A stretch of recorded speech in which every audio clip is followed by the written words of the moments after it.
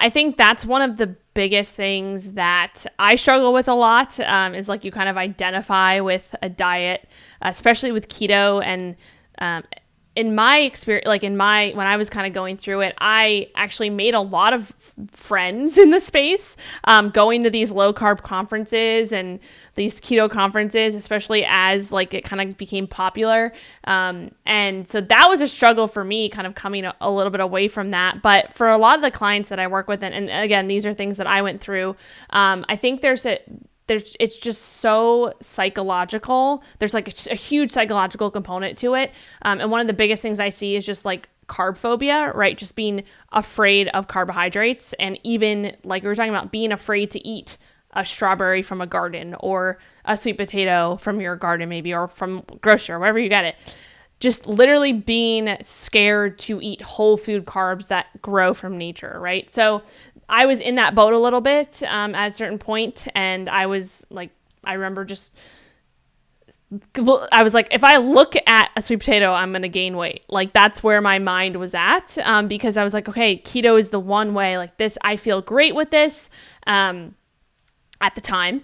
And I was like, I'm never going back to carbs. And so that was like a big psychological component.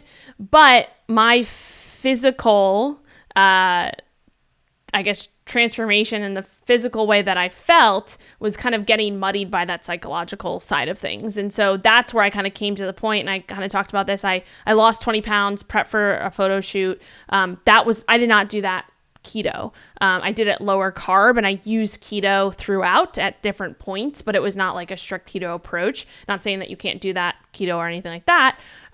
But so in the beginning, when I first got into keto, I did lose some weight through keto, right? And I was able to maintain that for a little while, especially as I stayed there for a long time, but I was at a different place in my life. I was doing different things.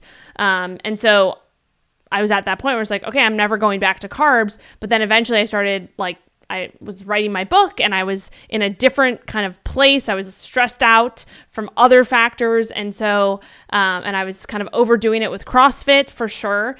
And I ended up getting injured. And so I kind of gained some weight back, and I was just not in a good place, but I was still like keto because like, this is the only way.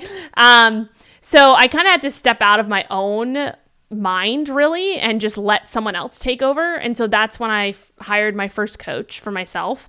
And that was 4 years ago, somewhere around there. I hired my own coach, and I basically kind of put it in his hands, and I said, hey,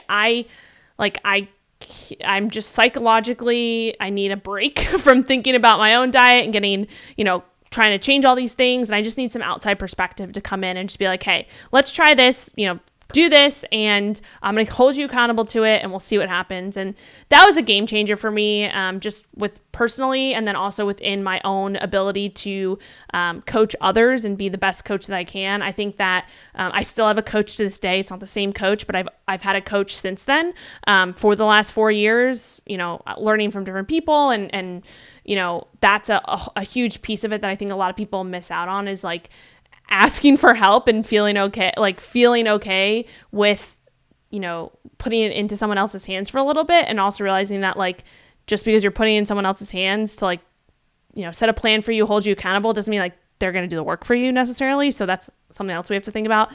It's not like you still have to do the work, right?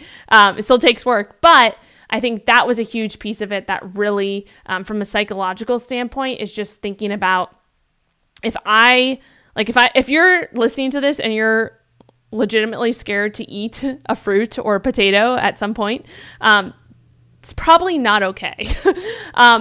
It's probably a little bit too far off the deep end there, and we need to kind of reel back in and realize like, okay, what am I actually doing right now, and what is actually going to make me healthier versus what's actually deteriorating my health from a psychological standpoint.